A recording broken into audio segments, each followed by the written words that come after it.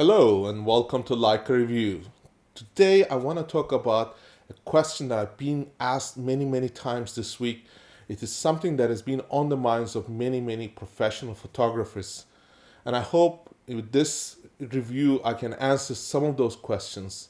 And namely concerns whether they should look into other camera systems like the Sony A9, and they wanted to know how it compared to Leica SL.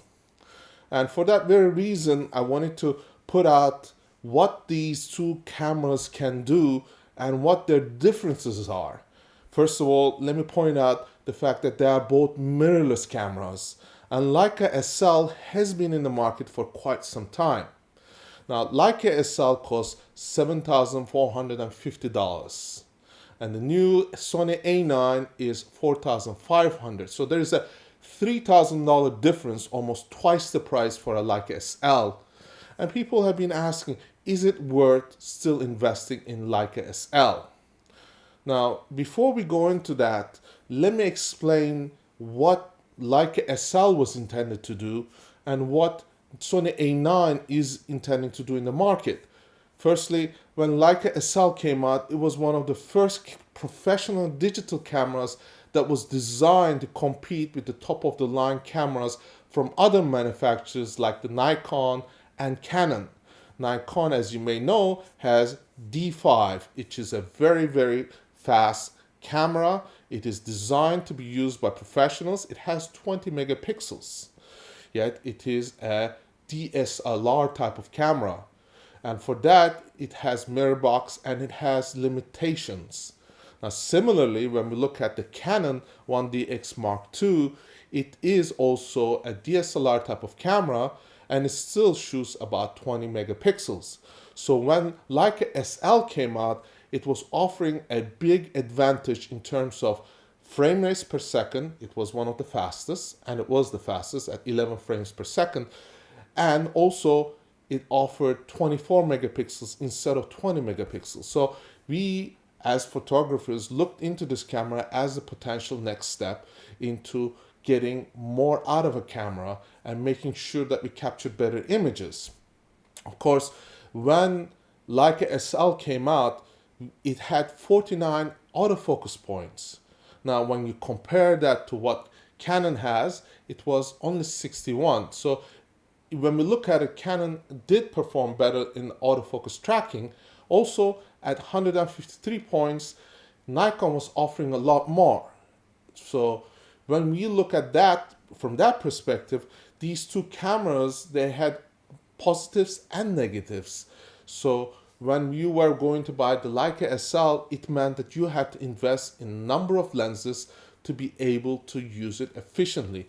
And when it first came out, there were only two zooms, and those two zooms was not sufficient for most professionals. So a lot of professionals held back from owning it. So when Leica SL came out, a lot of professionals looked into owning Leica type of camera because of the optical quality Leica delivered in the past. So they could use some of their lenses with adapters on the Leica SL body. So a lot of people made the switch and a lot of people held back, hoping that the price of the Leica SL would drop. But over the years, you look at it and the Leica SL price just pretty much remained the same. And we look at what Sony has done with the announcement of the A9, it has totally changed the way the market is structured. First of all, there are no blackouts when you're taking photographs. So what that means is when you are taking photographs with a DSLR type of camera, between the time the mirror goes up and down, there is a blackout of time. And that blackout of time is something that a lot of photographers wanted to avoid because they thought they could miss the shot. That was very important. So with the new camera that the Sony A9 is, it is no blackout timing.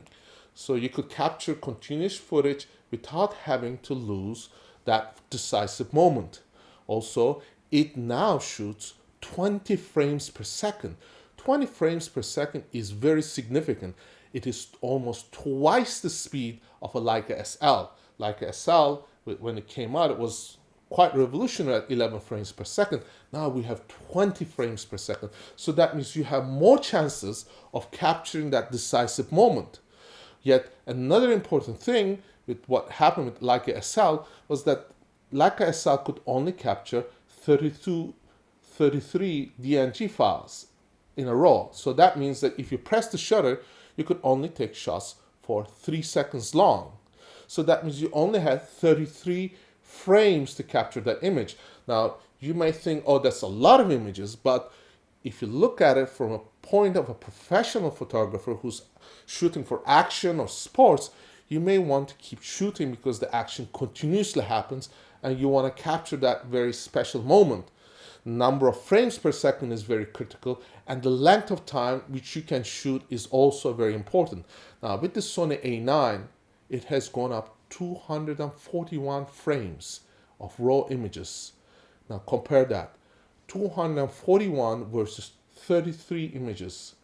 Now, of course, anyone who is a professional would obviously opt to have as many images as possible. Yet, that is not where it all ends. There is also the autofocus, auto tracking that is happening. With the new Sony A9, there is 693 points of autofocus.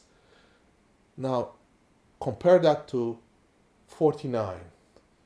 And then you see that there is a huge difference.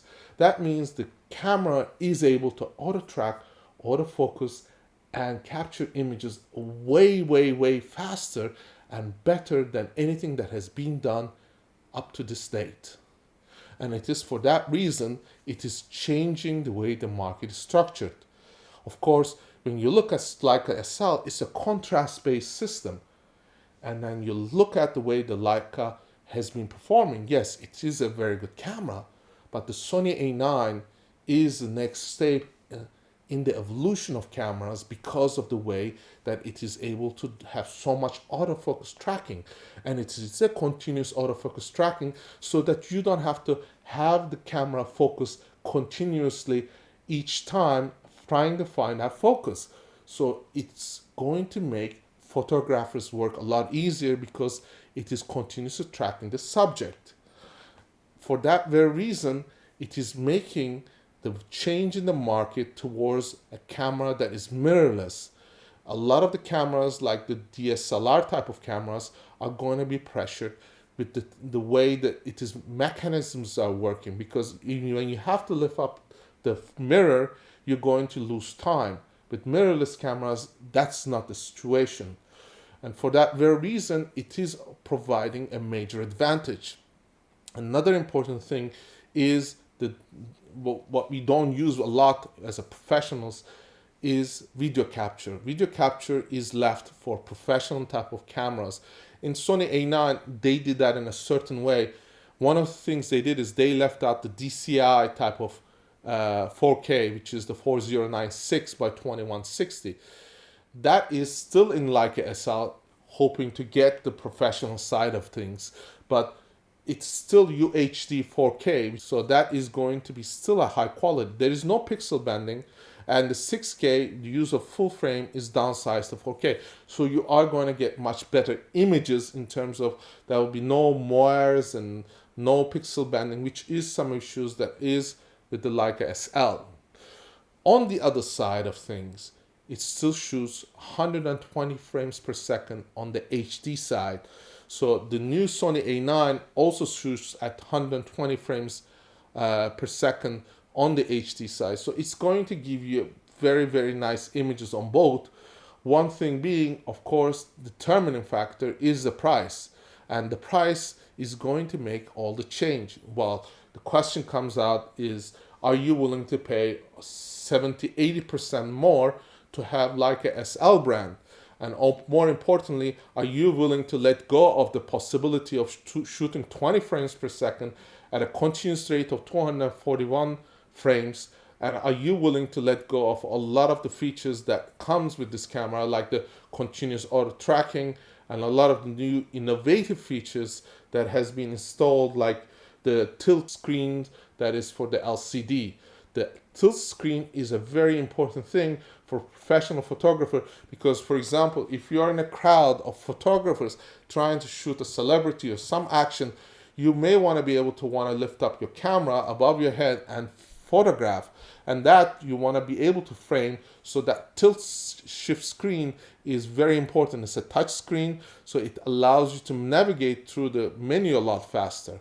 So that is one of the other little advantage that this camera has over the Leica SL. Another very, very, very important factor is that Sony A9 weighs 673 grams compared to Leica SL, which weighs at 847 grams. So we're talking about a 200-gram difference almost.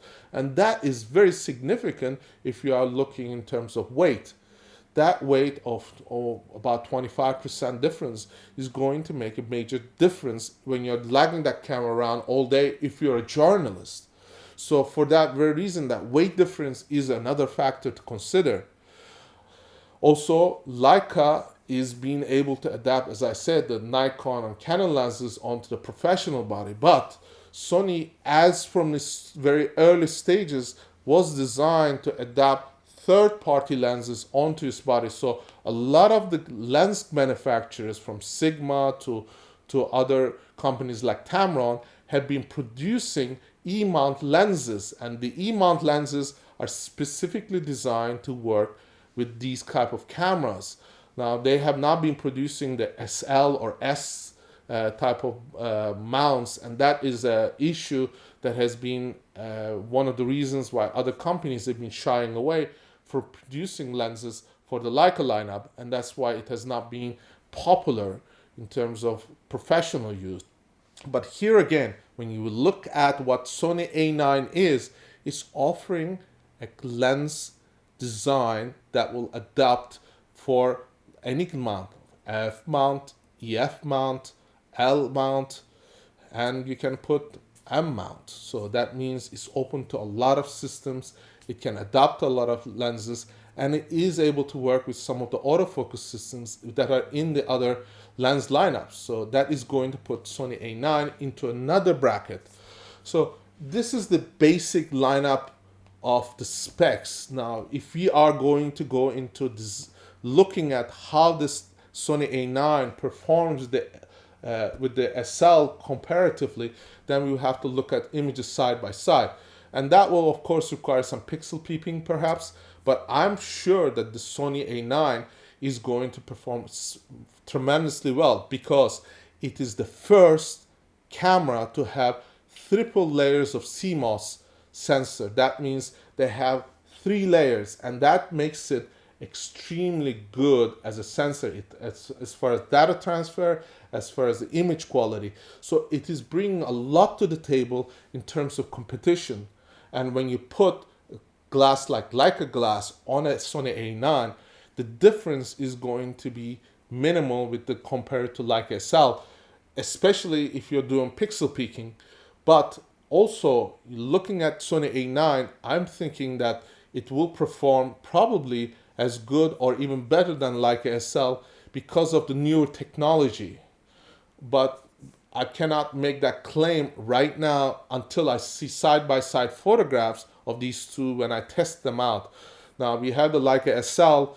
I'm waiting for the Sony A9, which I'm going to put side-by-side these two cameras, images, and show you what the differences are. And I'm hoping that that will help you to make a better informed decision on your next purchase.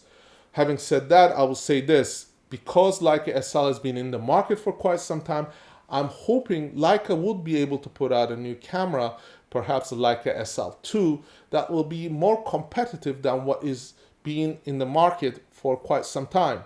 And I'm hoping that will help Leica's bottom line to go up as well in terms of investing into new technologies, being competitive, coming out with lenses that are very compatible with other cameras.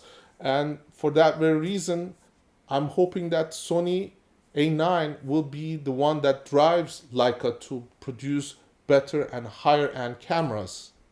And I hope you have enjoyed this review, and I hope to see you in my next review. Please do remember to visit our leicareview.com website to see what we have. Also, please do like the video and subscribe to our channel if you want to receive updates on our next workshops and the cameras that are coming out. Thank you so much.